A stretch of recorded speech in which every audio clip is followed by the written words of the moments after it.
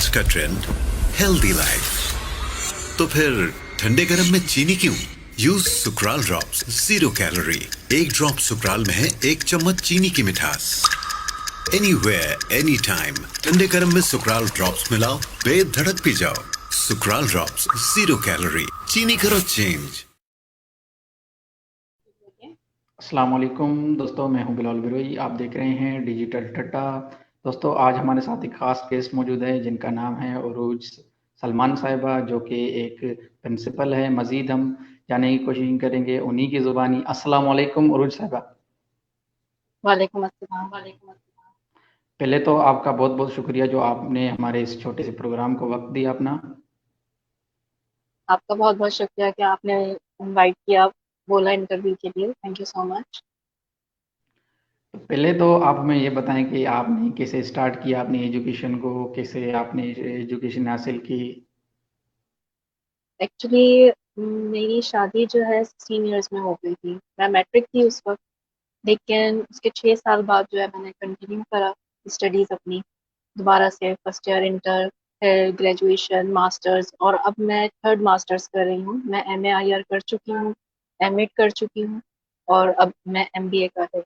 Teaching career मैंने 2014 से start किया था एज अ टीचर, और उसके बाद now I am the principle of a school. साथ में मैं ऑनलाइन अकेडमीज भी जो है रन करती हूँ, यानी बच्चों को ऑनलाइन पढ़ाती हूँ इंग्लिश, और इंग्लिश लैंग्वेज ट्रेनर हूँ। और अभी नया जो मैंने स्टार्ट किया है, एक प्लेटफॉर्म दिया है सबको फ्री लैंग्वेज पढ़ाने का, ताकि ज़्यादा से ज़्यादा लोग जो है उससे फ़ायदा उठा सकें, बेनिफिट हो सकें। मैम, आपने जो अभी कहा है कि फ्री लैंग्वेज आप पढ़ा रहे हैं, माशाल्लाह, तो फ्री लैंग्वेज पढ़ाने का ये कैसे आपके जहन में आया कि मैं फ्री में एजुकेशन दूं लोगों को और वो जो है एजुकेशन हासिल करें। इस वजह से, क्योंकि मुझे ऐसा लगता है जितनी परेशानियां मैंने फेस करी बीइंग अ मैरिड वुमन, शादी के बाद पढ़ने में बहुत मुश्किल हुई, बच्चों के साथ बहुत मुश्किल हुई, 3 बच्चे हैं मेरे माशाल्लाह। तो फिर मैंने ये सोचा कि क्यों ना जो और औरतें हैं जिन्हें प्रॉब्लम होती है, कभी पैसों का मसला होता है या टाइम का मसला होता है या घर से बाहर जा नहीं सकते, तो उनको ऐसा प्लेटफॉर्म दिया जाए। और ना सिर्फ औरतें बल्कि बड़े भी आदमी, लड़के, जिन्हें प्रॉब्लम फेस होती है, जिन्हें इंग्लिश सबसे ज़्यादा प्रॉब्लम होती है जॉब हासिल करने में, या कोई भी ऐसा इशू होता है, तो उनके लिए मैं उनकी हेल्प कर सकूं। अगर मैंने कुछ थोड़ा बहुत भी अचीव कर लिया है लाइफ में, तो उससे दूसरों को फ़ायदा पहुंचे इसका। बाद वक़्त फीमेल्स जो होते हैं उनको एजुकेशन हासिल में बहुत सारे मसाइल पेश आते हैं। तो फैमिली के हवाले से और जो है हमारे पब्लिक के हवाले से, तो आपको क्या कोई ऐसा पेश आया हुआ मसला जो आप जो है हमारे साथ शेयर करना चाहें? यस, थोड़ा इस चीज में था कि घर से बाहर निकल के पढ़ना काफी मुश्किल था, क्योंकि ज़ाहिर सी बात है बच्चों के साथ होना, जॉइंट फैमिली में रहना काफी मुश्किल था। लेकिन उसके बावजूद फिर भी मैं ये कहूंगी कि मेरी फैमिली सपोर्टिव थी, मेरी मदर इन लॉ सपोर्टिव थी, और मेरे हस्बैंड सपोर्टिव थे। तो उन्होंने मेरा साथ दिया और मैं इस तरीके से अपनी जो है स्टडीज कंटिन्यू कर सकी। अगर उनकी सपोर्ट नहीं होती तो मैं डेफिनेटली नहीं कर पाती। लेकिन ये बात फैक्ट है कि आपको एक फैमिली में रहते हुए पढ़ना बहुत मुश्किल होता है, क्योंकि घरदारी देखना, बच्चों को देखना, it's not an easy job. Easy job नहीं है। तो फीमेल्स को जो है ना ज़्यादा तालीम देहात में ज़्यादा बोलते हैं कि भाई फीमेल है, आप वुमेन हो, आप गर्ल हो, आप तालीम हासिल नहीं करो, सिर्फ लड़के ही हासिल करेंगे। आप इस सोच को कैसे देखते हैं? नहीं, मैं इस चीज़ के बिल्कुल खिलाफ हूँ। उतनी ही तालीम ज़रूरी है लड़कों के लिए भी और लड़कियों के लिए भी, यानी इसमें मैं डिस्क्रिमिनेट नहीं करूँगी। अब आप देखिए, मैंने भी तो शादी के होने के बाद भी, बच्चों के होने के बावजूद भी अपनी स्टडीज़ कंटिन्यू करी, और अभी तक कर रही हूँ। तो इसमें कोई ऐसा हर्ज नहीं है। अगर आपकी स्टडीज़ कंटिन्यू नहीं होती तो आगे आप बहुत सारी चीज़ें जो हैं आपके लिए प्रॉब्लम क्रिएट हो सकती है। मैम, बहुत सारे ऐसे ख़वातीन हैं जो घर बैठ के जो है सोचते हैं कि हम भी जाके बाहर टीचर बने, हम भी अपने जॉब करें। तो आप उनको कैसे जो है कैसा पैगाम देंगे उनको कि आप आएँ इस फील्ड की तरफ, टीचिंग की तरफ? आप जी। देखिए, मैं अपनी अगर एग्जांपल दूँ, आपके अंदर खुद मोटिवेशन होनी चाहिए इस तरीके से कि जो कुछ भी आपको काम, यानी सोच लिया हो आपने उसको करके रहें। लाइक मैंने एक सोचा हुआ था कि मैंने अपना टीचिंग करियर एक परस्यू करना है या कुछ बनना है, तो उसके पीछे आप बंदा लग जाए तो वो कर ले। अगर आप ये सोचेंगे कि मैं ये नहीं कर सकती तो डेफिनेटली आप नहीं करेंगी। लेकिन उसके साथ साथ मैं आपको ये जरूर कहूंगी कि अगर आप मैरिड हैं तो अपनी फैमिली लाइफ को भी लेके साथ साथ चले, उनके खिलाफ ना हो जाए। अगर आप अपनी फैमिली को खुश नहीं रखेंगे तो कभी भी डेफिनेटली आप आगे नहीं बढ़ सकते। लड़कियों के लिए तालीम हासिल करना बहुत ज़रूरी है, क्योंकि अगर वो तालीम हासिल नहीं करेंगी तो वो अपने बच्चों की अच्छी परवरिश कैसे कर सकती हैं। उनके लिए ये बहुत ज़रूरी है। लेकिन एक तालीम याफ्ता होने में और एक लाइन क्रॉस करने में बहुत फ़र्क होता है। शायद आप मेरी बात को समझ रहे हो कि आप तालीम याफ्ता होने का मतलब ये नहीं कि आप हर चीज़ में अपनी मर्जी इतनी हद तक चलाएं कि आप फैमिली को बिल्कुल ही पीछे छोड़ दें, तो ये भी गलत है।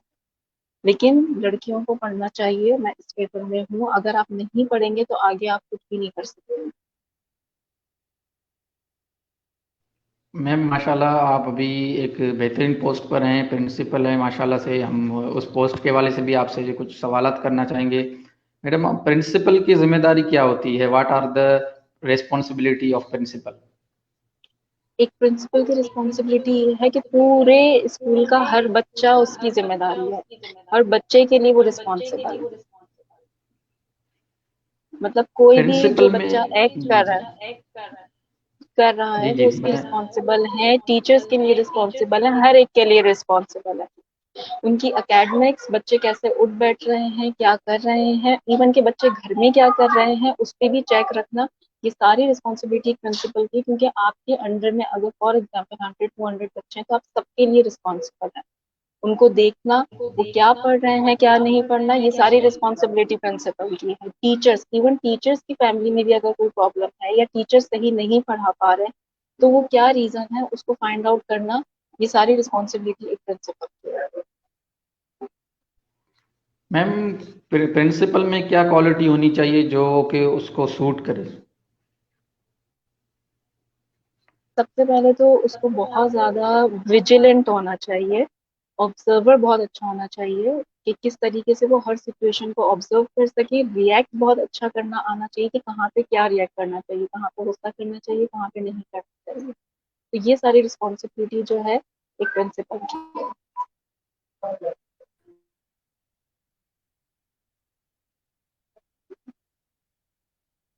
सॉरी, आपकी आवाज़ नहीं आ रही है।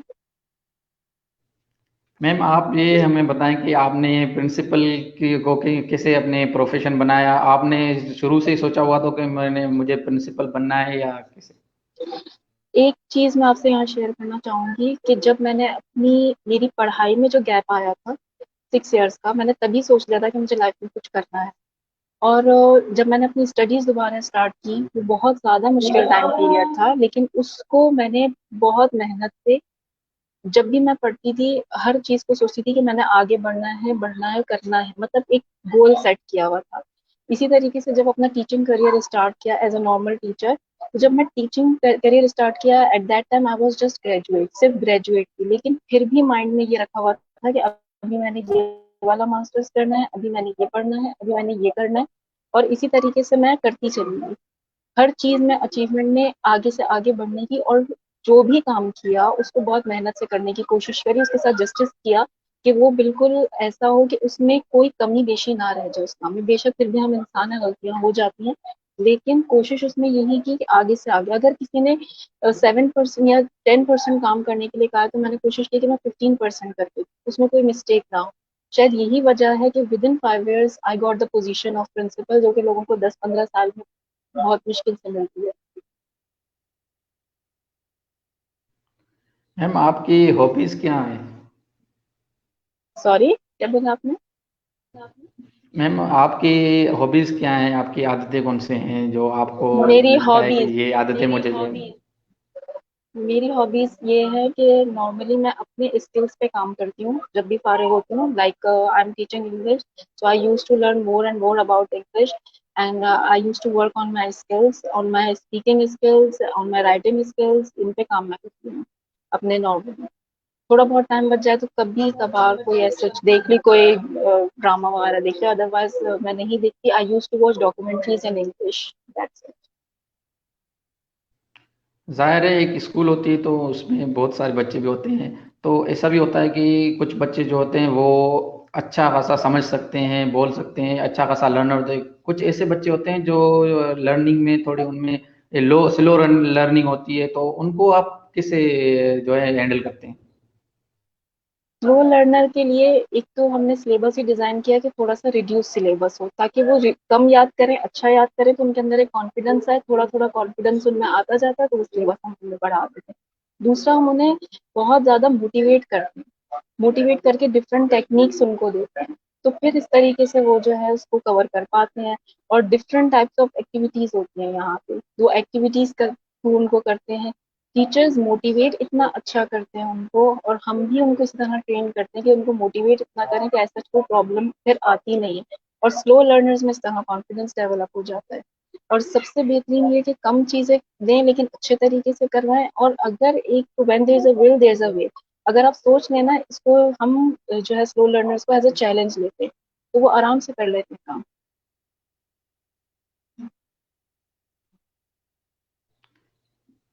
मैडम, आप एक प्रिंसिपल है, प्रिंसिपल की ज़ाहिर है बहुत सारी ज़िम्मेदारियाँ होते हैं। ऐसा भी हुआ है जो ऐसे भी होते हैं फैमिलीज़ जिनकी जो अपने बच्चों को देखते हैं उसकी टीचर्स का जो है ध्यान कम होता है, तो वो आके प्रिंसिपल को जो शिकायत करते हैं, तो आप इन चीज़ों को कैसे मैनेज करते हैं?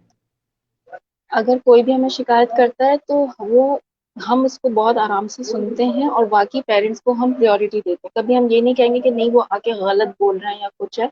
अगर उन्होंने कोई चीज बोली है तो उसको हम समझते हैं, हो सकता है उन्होंने कोई चीज गलत समझ ली हो, तो हम उनको एक्सप्लेन करते हैं कि हो सकता आपने इसको इस तरीके से देख लिया, लेकिन ये काम ऐसे नहीं ऐसे होना था।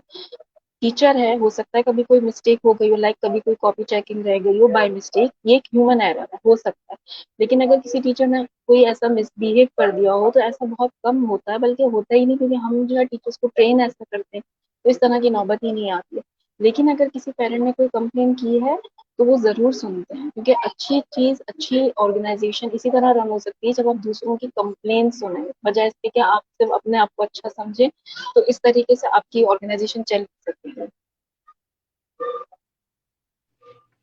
मैम, अगर टीचर्स हैं लाज़ाहिर है आपस में कुछ न कुछ हो जाते हैं, इख्तलाफात हो जाते हैं, तो आपस में दो टीचर्स हैं आपस में इख्तलाफ हो जाते हैं, तो आपके पास आते हैं प्रिंसिपल के पास कि ये हमारा मसला है, तो आप उसको कैसे हैंडल करते हैं? पहले मैं उनका मसला सुनती हूँ कि अगर उनका जेन्युइन प्रॉब्लम क्या है। अक्सर ऐसा होता है कि घर की टेंशन्स भी हम यहाँ अपनी वर्क प्लेस पे आके निकाल रहे होते हैं। तो ऐसा तो मसला नहीं है कि वो टीचर्स आपस में कोई इशू उनका हो रहे हो, घरों में कोई प्रॉब्लम हो रही हो और उसकी फ्रस्ट्रेशन वो यहाँ पे निकाल। अगर ऐसा नहीं होता तो फिर मैं उसको बैठ के समझने की कोशिश करती हूँ। कभी कभी ऐसा होता है कि टीचर्स में कंपटीशन भी बढ़ जाता है, तो इन चीजों को देखने के लिए भी आराम से बैठ के देखा जाए तो चीजें सॉल्व हो जाती हैं। ऐसा कोई इशू नहीं होता। टीचर्स जो आपस में कॉन्फ्लिक्ट होते हैं, जैसे बताते हैं काम करते हैं तो कहीं ना कहीं कॉन्फ्लिक्ट तो आते ही है। तो अगर आप बैठ के उसके सोल्यूशन निकालें, दोनों तरफ की बात सुने, तो वो समझ में आ जाता है कि क्या चीज़ सही है क्या गलत। लेकिन दोनों को एक दूसरे के सामने नहीं डांटा जाता या कुछ बोला जाता, अलग अलग उनको अकेले समझाया जाता है, तो वो इस तरह से प्रॉब्लम सोल्यूशन के निकल आते हैं। मैम, हमारे प्रोग्राम का एक मकसद होता है कि पब्लिक अवेयरनेस पब्लिक अवेयरनेस जी। पे मैं आता हूँ कि अगर कोई ऐसा बंदा जो हो चाहे कि मैं मुझे प्रिंसिपल बनना है, तो आपके स्कूल में आप अभी प्रिंसिपल है, आपके पास आता है इंटरव्यू के लिए, तो उसमें हम्म। कौन सी क्वालिटीज होनी चाहिए और आप कैसे उनको सिलेक्ट करेंगे, किस तरह आप सिलेक्शन करेंगे उनका? अगर मैं सबसे पहले उनकी एजुकेशन देखूंगी, और उससे ज्यादा इम्पोर्टेंट उनका वे ऑफ स्पीकिंग, उनका कॉन्फिडेंस, कि वो किस तरीके से बात कर रही है या कर रहा है जो भी हो, और वो किस तरीके से, उनकी क्वालिफिकेशन कितनी। उनको कुछ सिचुएशन दूंगी इस तरह की कि अगर इस तरह की सिचुएशन हो तो आप कैसे डील करेंगे, या इस तरह की कोई सिचुएशन आ जाए तो आप कैसे डील करेंगे। उसमें वो जितना अच्छा स्मार्टली आंसर दे सकें तो डेफिनेटली ही और she will get the job.